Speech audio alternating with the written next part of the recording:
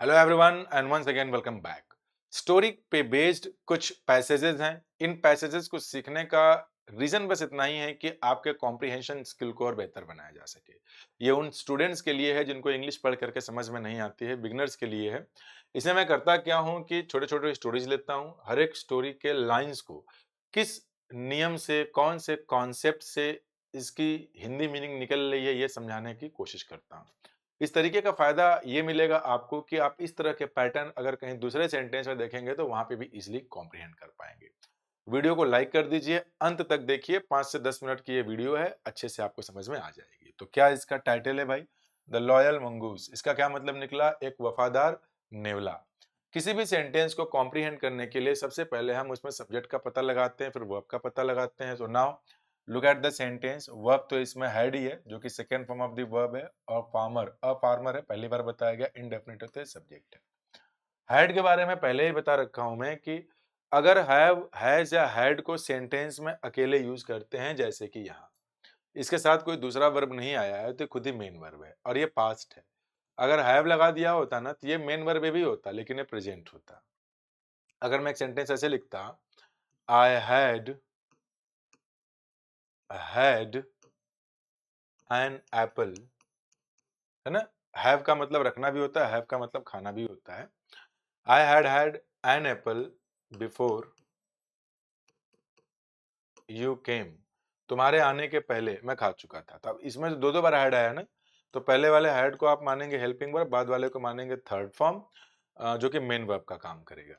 तो अगर ये किसी हेल्पिंग वर्ब के साथ आया है तब तो ये आपका थर्ड फॉर्म है, अकेले ही आया है तब ये सेकेंड फॉर्म है। ठीक है, तो यहाँ आ जाते हैं भाई। यानी कि कोई फार्मर था, उसके पास एक था, क्या था? मंगूस था, नेवला था। कैसा? एक पालतू नेवला था। ठीक है, और डिटर्मिनर है जो कि मंगूस के लिए आया। एक सेंटेंस कंप्लीट। एक दिन की बात है कि द मंगूज, अब द क्यों लगा? क्योंकि एक बार अ लग चुका है। तो आर्टिकल द का ये भी एक फंक्शन है कि that is known to both speaker and listener. यानी कि जब किसी चीज के बारे में आप एक बार बात कर लें, ये एक फंक्शन है आर्टिकल द का, दोबारा उसी चीज के बारे में बात कर रहे हैं, दैट बिकम्स डेफिनेट, और इस वजह से we use article the.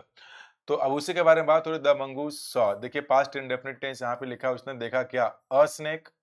Where? Near is the preposition here. कैसे पता किया? क्योंकि इसके बाद एक ऑब्जेक्ट आया, तो ये एडवर्ब ऑफ प्लेस हो गया। एक सांप को देखा, कहाँ देखा? तो किसी बच्चे के पास देखा, ही।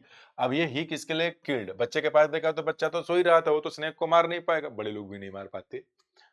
तो ये जो दिया गया यहाँ पे मंगूज, उसी के लिए ही, यानी कि उसको मेल मान लिया है। He killed the snake. The snake क्यों लगा? क्योंकि अ स्नेक एक बार आ चुका है, तो उसी स्नेक की बात हो रही है।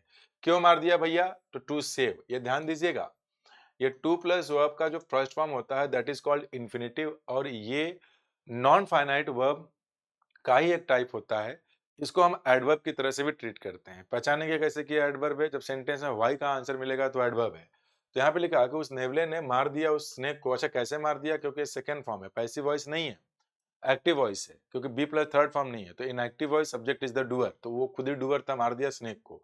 क्यों मार दिया? ताकि वो सेव कर सके। किसको सेव करे? चाइल्ड को। ये चाइल्ड को क्यों लगा दिया? क्योंकि ये बेबी के बारे में पहले बात हुई है, दोबारा आया है, तो वहां पे क्या लग गया? Article the.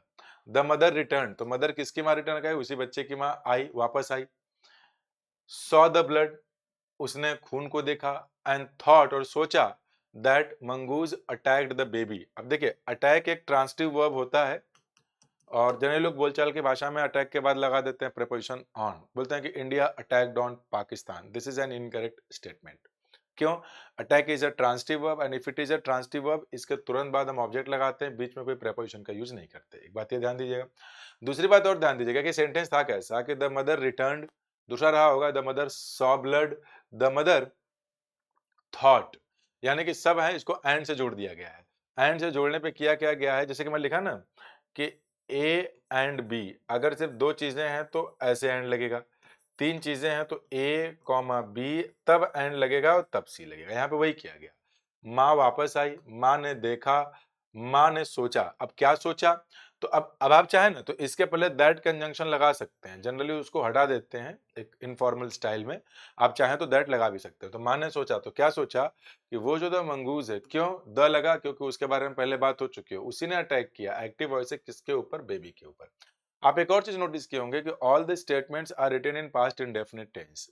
पास्ट इंडेफिनिट क्यों? जब आप किसी भी स्टोरी को नरेट कर रहे होते हैं तो उस नरेशन के लिए you use either present indefinite tense और इन पास्ट इंडेफिनिट टेंस। ज्यादातर केसेस में कुछ सेंटेंसेस आगे पीछे बदल सकते हैं रिक्वायरमेंट के हिसाब से। अब इन एंगर हो गया, गुस्से में। शी कौन? माँ के लिए आया है, मार दिया। एक्टिव वॉइस का वर्ब है पास्ट में, द मंगूस। द क्यों लगा? क्योंकि उसके बारे में बात हो चुकी है। सून एडवर्ब ऑफ टाइम है, जल्द ही उस महिला ने यह एहसास किया। क्या? यहाँ पे आप चाहें तो दैट का यूज कर सकते हैं। द चाइल्ड वॉज सेफ, उसने ये देखा, उसने ये पाया कि उसका बच्चा जो है सेफ था। यहाँ पे ये जो वॉज है ये लिंकिंग वर्ब है और ये क्या बन जाएगा? एडजेक्टिव बन जाएगा। अब कहने का मतलब यह है कि is am are was verb को हेल्पिंग वर्ब भी कहा जाता है, is am are was verb को लिंकिंग वर्ब भी कहा जाता है। तो कब क्या बोलेंगे? अगर is am are was verb के बाद कोई दूसरा वर्ब आ गया तब तो हेल्पिंग वर्ब है। नाउन प्रोनाउन एडजेक्टिव आ गया, जैसा कि यहाँ एडजेक्टिव आ गया, तब इसे हम लिंकिंग वर्ब बोलेंगे। अब ये शी आ गया, माँ के लिए। क्राइड, वो रोने लगी खूब जोर जोर से। कैसे? रिग्रेट में। रिग्रेट मतलब पश्चाताप, इन रिग्रेट। मोरल क्या निकला इसका? Do not act in haste. In haste is a phrase, इसका मतलब होता है इन अ हरी, जल्दी में। कभी भी कोई काम जल्दीबाजी में मत कीजिए। Think before you decide. यानी कि आपने जो डिसीजन लिया है किसी किसी भी काम को करने के लिए, वो डिसीजन लेने के पहले कई बार सोचिए। यानी कि जैसे कि वो देखी होगी इसमें कि नेवले के मुंह में खून लगा है, वो सोची होगी कि हमारे मेरे बेटे को यही काट कूट लिया है तो उसी को निपटा दी। बाद में अंदर जा करके देखी कि बच्चा सुरक्षित है, नीचे सांप मरा हुआ है। तो मतलब जल्दबाजी में लिया गया जो डिसीजन है वो कई बार नुकसानदायक होता है। तो जल्दबाजी में डिसीजन लेने के पहले आपको उस पे एक बार विचार कर लेना चाहिए। Thank you.